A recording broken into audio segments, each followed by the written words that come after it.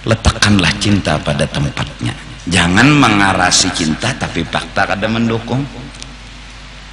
Nabi lalu berpesan, ahbib masyita, silahkan kau mencintai dunia dengan segala isinya, cuma aku berpesan ya Nabi, fakta kada mendukung, fa innaka mufariquh, kau akan terpisah dengan yang engkau cintai. Nyawa aja nang karas kajong hendak indah terpisah, tapi dunianya faktanya kada mendukung. Nah ada kita indah terpisah dan fakta mendukung, di mana cinta itu benar-benar bermanfaat, yaitu di negeri akhirat. Dari karena itu walal akhiratu khairun wa abqa. Jadi arti ilmu yang bermanfaat, kenal diri. Lalu tafsirnya huwa ma'rifatullah wa husnul adab baina yadaihi. Dengan sebab adab yang bagus, yaitu jadi hamba ketika berhadapan dengan Tuhan. Arti berhadapan di sini, kita tidak bisa lepas hidup ini dari Tuhan. Kita tidak bisa jauh dan menjauh dari Tuhan. Bergerak digerakkan, berduduk didudukkan, berjalan dijalanakan, berabah dirabahkan. Lalu ulama mengistilahkan kata kau hidup di hadapan Tuhan. Artinya kau tidak bisa pisah dengan Tuhanmu, kau tidak bisa menjauh daripada Tuhanmu.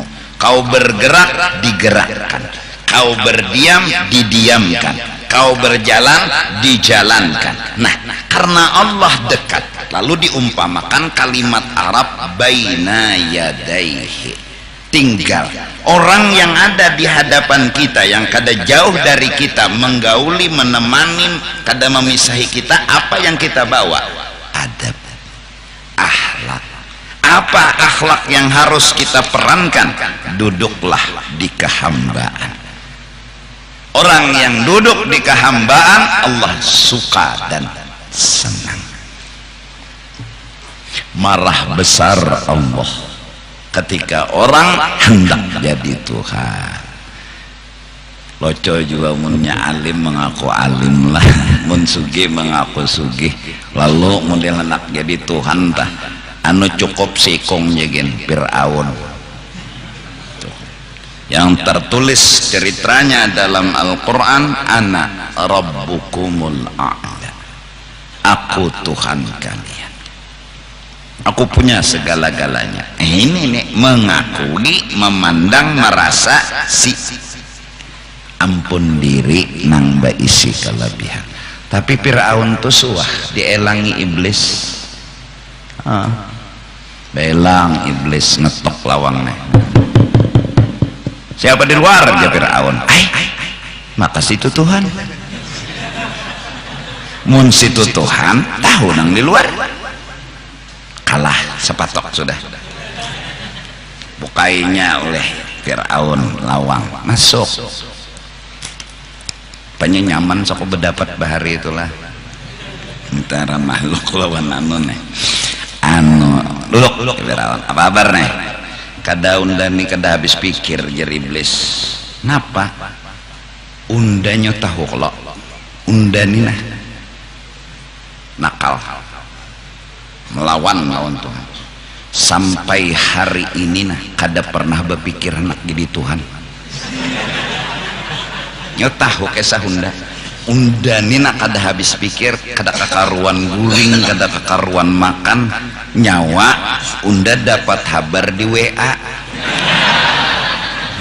bahwa nyawa mengaku Tuhan. Unda nih hendak betakon alasannya apa. Nyawa betanding ilmu lon unda kereda apa-apanya.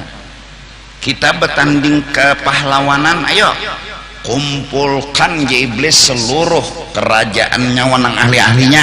Nyawa juga tukang sihir nyawa unda kada perlu turun, unda iblis anak buah unda setan gini unda kirim habis nyawa ni berataan kerda apa-apanya. Jadi bang unda bingung iblis nang nyawa mengaku Tuhan tuh alasannya apa.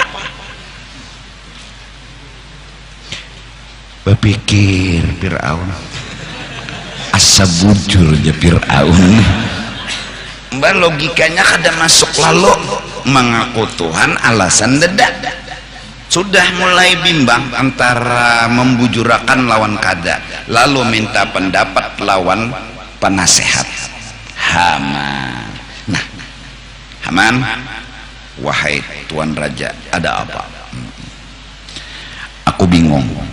Untung Haman ini kada locok. Haman kan bawahannya Fir'aun, kada wani bepender apa-apa. Jahannya namo des sederajat aja. Aku bingung nih Fir'aun. Kok Tuhan bisa bingung?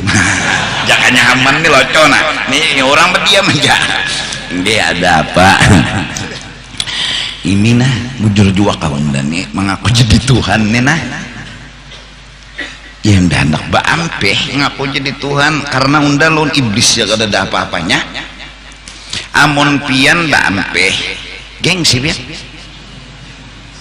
Sudah terucap-ucap orang menghormati sudah seberataan. Hakun lah pian kehilangan martabat. Hakun lah pian kada diherani orang lagi pian di padakan ramulolo. Pelan-pelan kada ada bisi pendirian. Coba kira. Ujur pulang je. Nah ini penasehat nang menjerumuskan nek. Akhirnya ancang pulang jadi Tuhan. Nah kada apa-apa kita Tuan Guru nih lah bila pinakoyo sombong apalagi mengaku harat kalau dielangi iblis. Aku takutan kalau dielanginya oleh iblis. Apa jawaban? Itu aja. Nang sugi-sugi nang koyo-koyo nang somo kalau belang iblis maka iblisnya alim juga. Assalamualaikum. Ayo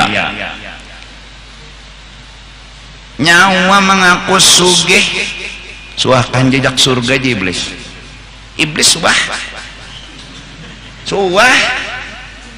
ulang bulik di surga.